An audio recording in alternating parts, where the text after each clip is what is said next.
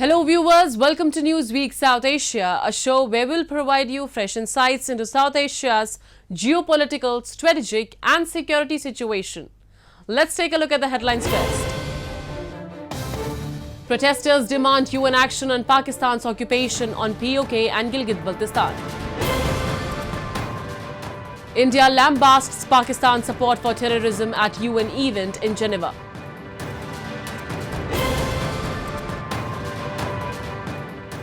And suicide attack in Pakistan's Khyber Pakhtunkhwa kills 5 Chinese nationals.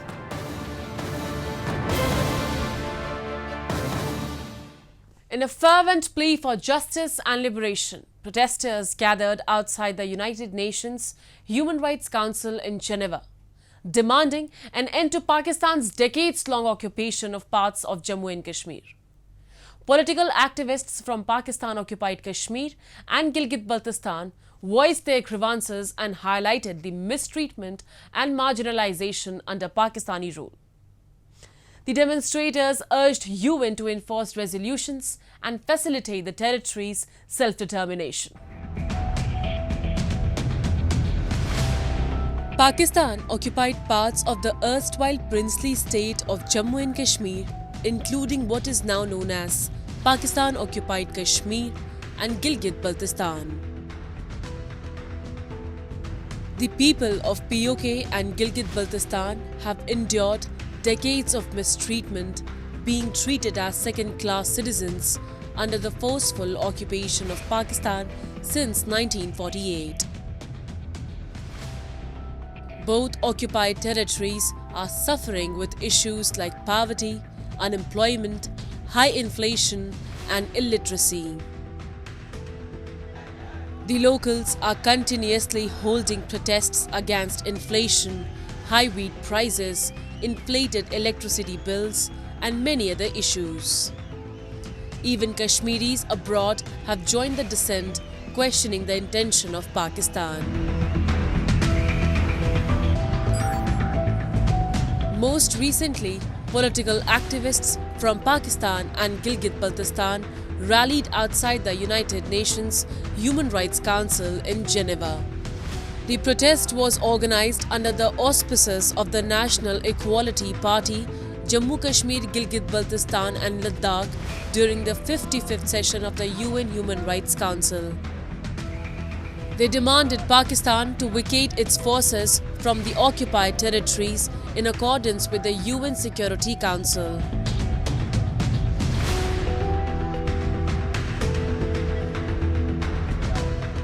Here today to raise our voice against the violation of basic human rights in POJK, Pakistani occupied Jammu and Kashmir and Gilgit Baltistan. We are living animals' lives in Gilgit Baltistan and POJK.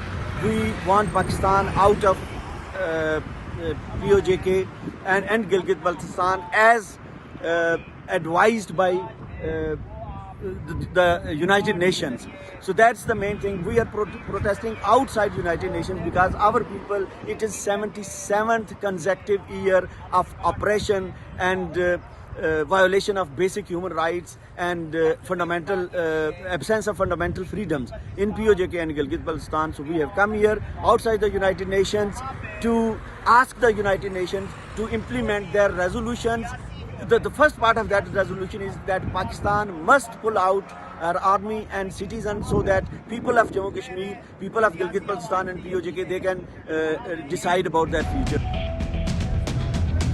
The protesters carried banners reading, "Why is the UN continuously failing to force Pakistan out of Pakistan-occupied Jammu and Kashmir and Gilgit Baltistan?" They condemned Pakistan's actions and questioned the UN's inaction. Moreover, various international human rights organizations have documented reports of human rights violations in these regions. These violations include restrictions on freedom of expression, arbitrary detentions and arrests, extrajudicial killings, censorship and media restrictions, as well as discrimination against minorities. There have also been reports of land confiscation and displacement of local communities in Gilgit Baltistan, often linked to development projects and infrastructure initiatives in the name of CPEC, China-Pakistan Economic Corridor.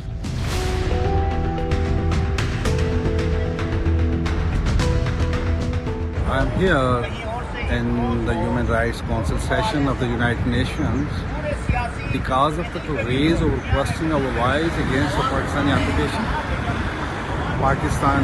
Pakistan grabbing the resources of the state of Jammu and Kashmir, which is occupied by Pakistan, generally called AJK and Gilgit Baltistan. And I am here to represent our people against the occupation of the Pakistan, looting and killing of our people, our norms, our history, everything is dismantled by the Pakistani regime and Pakistani occupation. I am here to represent our people. They are suffering by the Pakistani atrocities. Despite the promises made by the Pakistani administration, the people of POK continue to be denied the freedom they rightfully deserve. The administration labels them as anti-Pakistan and anti-Islam, further marginalizing their voices. The people of POK yearn for the opportunity to improve their economic condition and reclaim what truly belongs to them. The plight of the people in Pakistan-occupied Kashmir cannot be ignored any longer. The ongoing protests and demands for justice emphasize the urgent need to address the atrocities committed against the people of POK.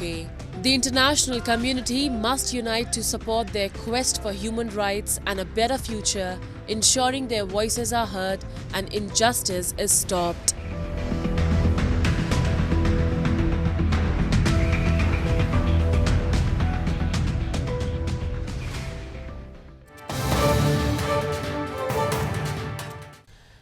Baloch community worldwide observed the Black Day on March 27. On the occasion, Baloch National Movement, Netherlands, called for global attention to Baloch genocide and organized a protest rally in Amsterdam. Holding placards and banners, protesters denounced the forced occupation of Balochistan by Pakistan forces. Protesters were also seen distributing pamphlets to raise awareness among locals about the Balochistan issue. Highlighting their struggle, Baloch activists emphasized how Pakistani forces annexed Balochistan on 27 March 1948. We have this report. These Baloch protesters on the streets of Amsterdam are raising slogans against the terrorism of Pakistan.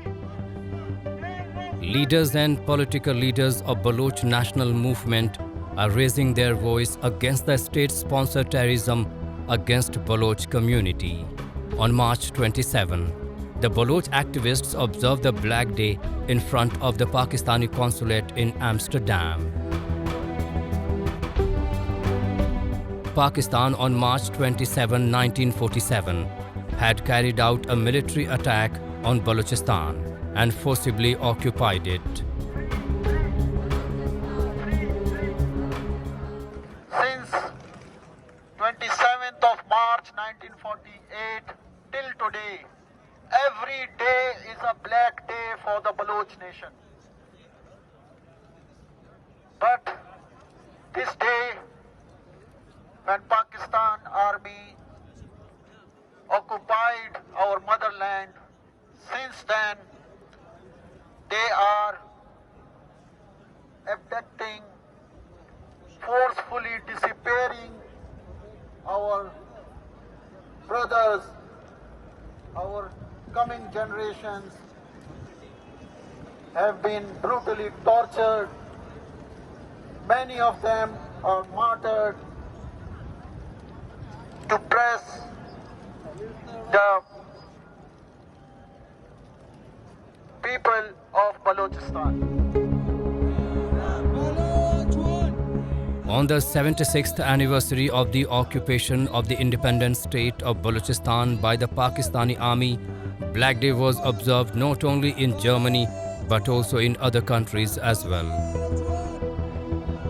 Holding anti-Pakistan posters and banners in their hands under the banner of Baloch National Movement in the United Kingdom, Baloch leaders and human rights activists raised slogans for complete independence of Balochistan from Pakistan and raised slogans against the increasing atrocities.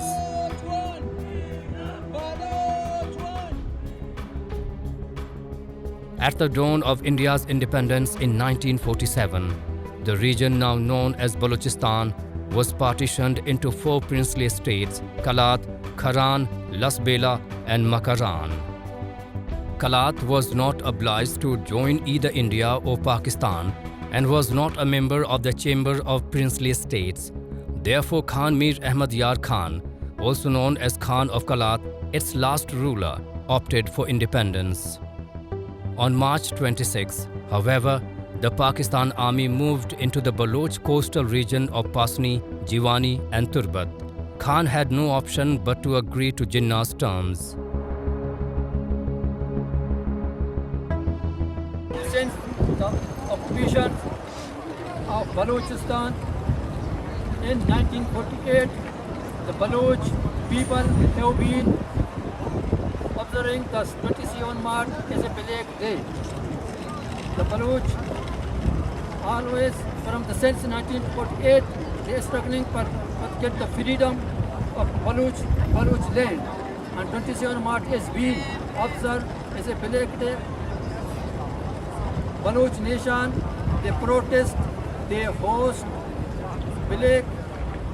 flag on your houses and wear the flag sticker on the hands to express the hatred against the occupation, pro-freedom, political parties stage protest.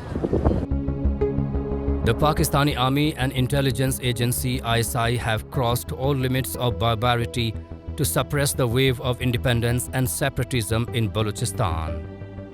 The Pakistani government's response to the separatist movement has seen a violent crackdown, killing and disappearing thousands of ethnic Baloch suspected of either being a rebel or supporting the rebellion.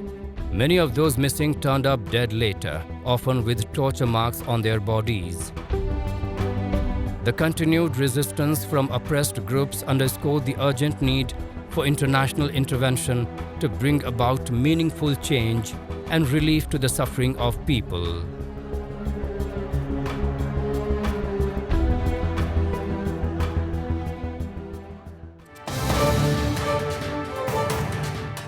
At a recent United Nations event in Geneva, India slams Pakistan after latter rigged up the Kashmir issue. India delivered a pointed response to Pakistan's repeated emphasis on the Kashmir issue. In a swift rebuttal, New Delhi condemned Pakistan's focus on Kashmir while highlighting its own history of aiding and actively supporting terrorists. Pakistan's obsession with Kashmir is as old as its creation. For Kashmir, Pakistan staked its sovereignty, its identity, its economy, and even the lives of its citizens. The country's long-standing fixation on Kashmir doesn't appear to be waning anytime soon, as Islamabad continues to bring up the Kashmir issue in the United Nations. At a recent United Nations event in Geneva, India scoffs at Pakistan after latter rigged up Kashmir issue. During the 148th session of the Inter-Parliamentary Union, India gave a staunch response to Pakistan for the mention of Jammu and Kashmir on the platform. Representing the Indian delegation at the IPU, Deputy Chairman of Rajya Sabha, Harivansh Narayan Singh, defended India's democracy and reiterated that Jammu and Kashmir has been and will remain an integral and inalienable part of India. I take the floor to reject the preposterous comments made by Pakistan against my country. India is the largest democracy in the world, and I am privileged that many consider the Indian democracy a model to be emulated. Lectures by a country which has an abysmal track record of democracy is laughable. This response came as Pakistan continued to engage in hostile and fabricated propaganda to vilify India and to divert attention from its domestic, political and economic failures. New Delhi completely and unequivocally rejected all actions and statements by Pakistan on matters that are completely internal to India. As a victim of cross-border terrorism for several decades, India has been at the forefront of the fight against terrorism. Slamming Islamabad for being a terror state, India also reiterated that Pakistan has an established history of actively supporting terror groups and holds the shameful record of hosting the largest number of terrorists proscribed by the UN Security Council. Pakistan would be well advised to stop its terror factories that continue to launch countless cross-border terrorist attacks in Jammu and Kashmir while farcically claiming to champion the cause of human rights. IPU members are well aware that Pakistan has an established history of harboring, aiding and actively supporting terrorists. Let me recall that Osama bin Laden, the face of global terror, was found in Pakistan. Madam Speaker, the country Pakistan holds the ignoble record of hosting one of the largest number of terrorists proscribed by the UN Security Council. I trust that Pakistan will draw the correct lessons for the good of its own people. India has hit out at Pakistan on a number of occasions lately on international platforms. Last month, at the 55th Human Rights Council of the United Nations, India's first secretary at the UN Human Rights Council, Anupama Singh, rejected Pakistan and Turkey's mention of Jammu and Kashmir on the platform. In her address, she pointed out Pakistan's own human rights record as truly abysmal. Pakistan, since decades, has been using all global platforms to spew venom against India. Its representatives pass fabricated and slanderous statements to further their anti-India propaganda, but eventually, to their much embarrassment, India puts the truth forward, hence exposing all of its lies and immoral terror connections.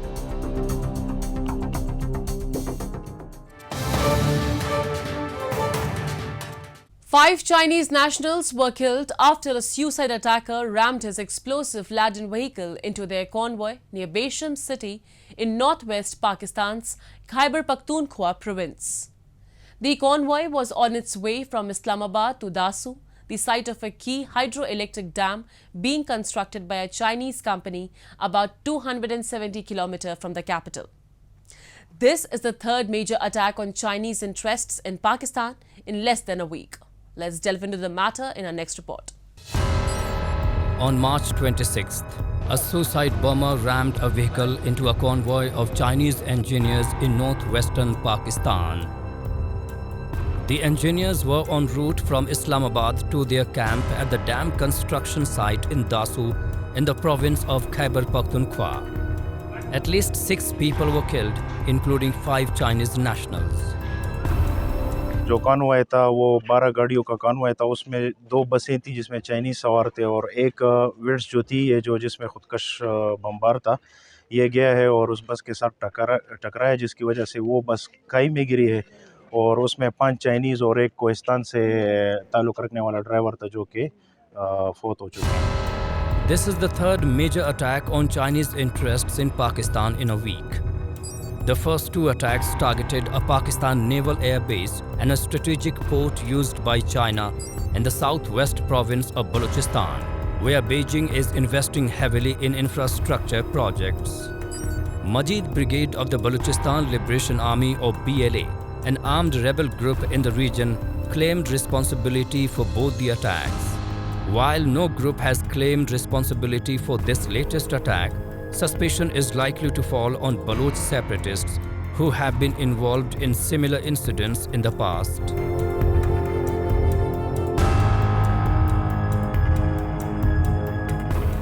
this attack is very significant because the claim from no one yet is significant because they want to. It looks like it could be a subcontract job, like one organization has given the task to another organization to execute this. That could be the case as well. For instance, the BLA or any other Baloch organization could have subcontracted this to the organizations who are active in Khyber Pakhtunkhwa, like the TTP. And the TTP has conducted the execution. Chinese engineers have been working on a number of projects in Pakistan, with Beijing investing over $65 billion in infrastructure works as part of the China-Pakistan Economic Corridor under Beijing's Wider Belt and Road Initiative. Despite promises of economic development, the ground reality in Balochistan paints a grim picture.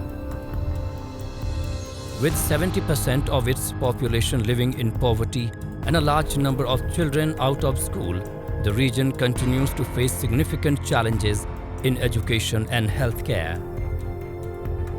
Moreover, the influx of Chinese investment has raised concerns about Pakistan's growing debt to China and the impact on local communities.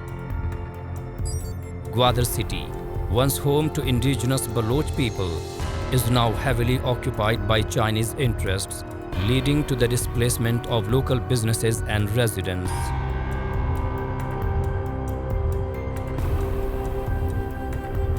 So-called developmental projects initiated by the oppressor primarily serve their own interest while offering a little to no benefit to the oppressed nation.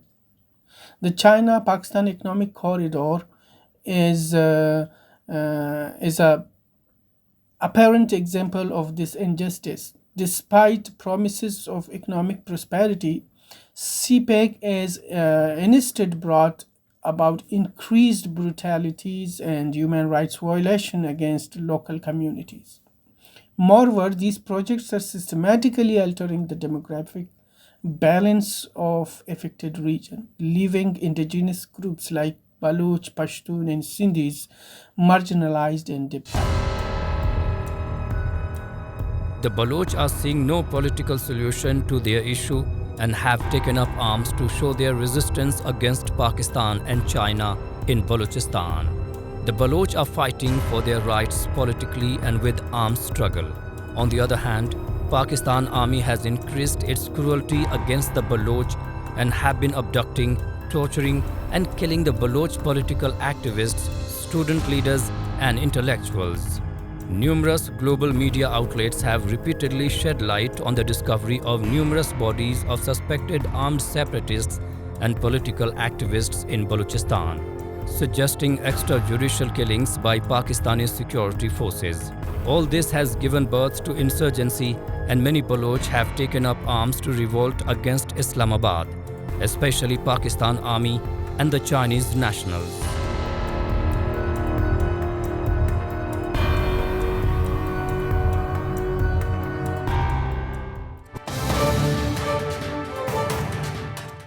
And with that, we come to the end of this edition of Newsweek South Asia. We'll be back next week with more news, views and analysis from the subcontinent. Meanwhile, do keep writing to us at nwsa@anin.com. This is Shivangi Mishra signing off on behalf of the entire production team of Newsweek South Asia. Goodbye and take care.